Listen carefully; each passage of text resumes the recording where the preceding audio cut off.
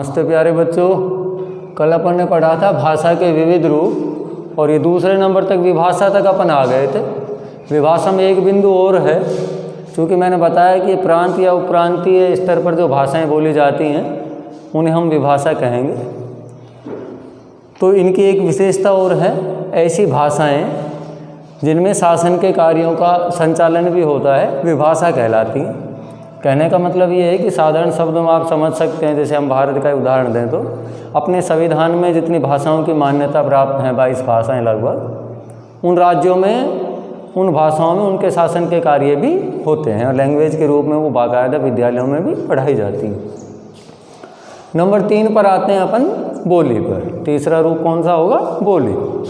तो किसी भी प्रांत में क्षेत्र विशेष एवं साहित्यिक रचनाओं वाले भाषा के रूप को हम बोली कहते हैं। अर्थात साधारण शब्दों में हम इन्हें कहेंगे भाषा का वह रूप जो सीमित क्षेत्र तक बोला जाता है बोली कहलाता है।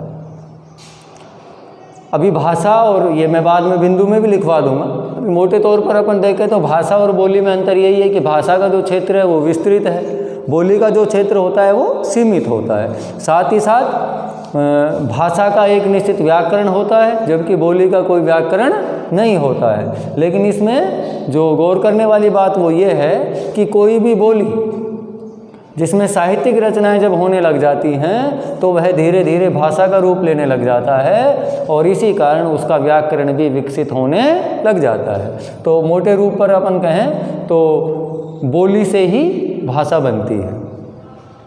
चौथे नंबर पर आती है, इसके एग्जाम्पल अगर बोली के अपन देखें तो पंजाबी है, गुजराती है, उड़िया है, मराठी है, तेलुगु, तमिल।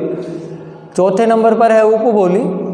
व्यक्तिगत बोली सामूहिक रूप से प्रयुक्त होने पर उपबोली कहलाती है। कोई भी व्यक्तिगत बोली है और वह सामूहिक रूप ले लेती है तो वह उपबोली कहलाती है, जैसे अहीरवाटी, तोरावाटी आदि।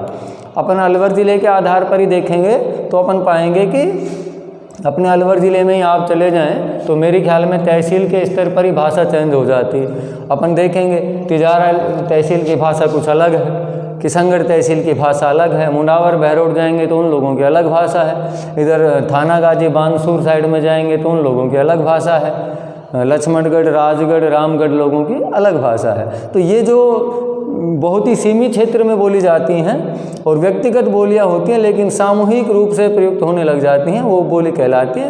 ये तोरावाटी शेखावाटी की एक बोली है। अभी अपन 2-3 और महत्वपूर्ण बातें हैं जिन पर गौर करेंगे। देखिए, भाषा परिवर्तनशील होती है और समय समय पर भाषा में परिवर्तन होते हैं। अगर मैं हिंदी के ही वर्तमान स्वरूप की बात करूं तो हिंदी का जो वर्तमान स्वरूप है वो भी परिवर्तित रूप आया है, परिवर्तित रूप से आया है। जैसे संस्कृत से इसका जन्म हुआ है, हिंदी की जो मातृभाषा है वो संस्कृत है, संस्कृत से पाली में हुआ है, पाली से फिर प्राकृत बनी है, प्राकृत से फिर अभ्रंश या अवट बनी है। इसे हिंदी का बिगड़ा हुआ रूप भी कहते हैं, अवट को या भ्रंश को हिंदी का बिगड़ा हुआ रूप कहते हैं। कुछ विद्वान इसे प्राचीन हिंदी भी कहते हैं। उसके बाद में हमारी वर्तमान जो हिंदी का स्वरूप है वो विकसित हुआ है। संविधान के अनुसार अगर हम हिंदी की स्थिति देखते हैं तो संविधान के अनुच्छेद 343 से 351 तक इसका उल्लेख किया गया है और 343 क के अनुसार हिंदी को राजभाषा का दर्जा प्राप्त है। अभी भी बहुत से लोगों में ये कन्फ्यूज होता है कि भाई हिंदी हमारी राष्ट्रभाषा है। तो प्यारे बच्चों, हिंदी दुर्भाग्य से हमारी अभी तक राष्ट्रभाषा नहीं है, ये सिर्फ राजभाषा है और संविधान के 343 क के अनुसार 14 सितंबर 1949 को इसे स्वीकार किया गया राजभाषा के रूप में। इसी कारण से प्रतिवर्ष 14 सितंबर को हम हिंदी दिवस के रूप में मनाते हैं।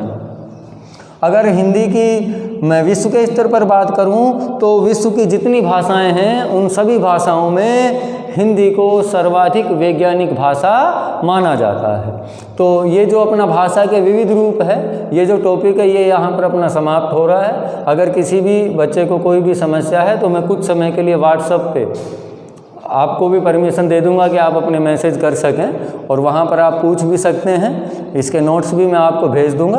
धन्यवाद।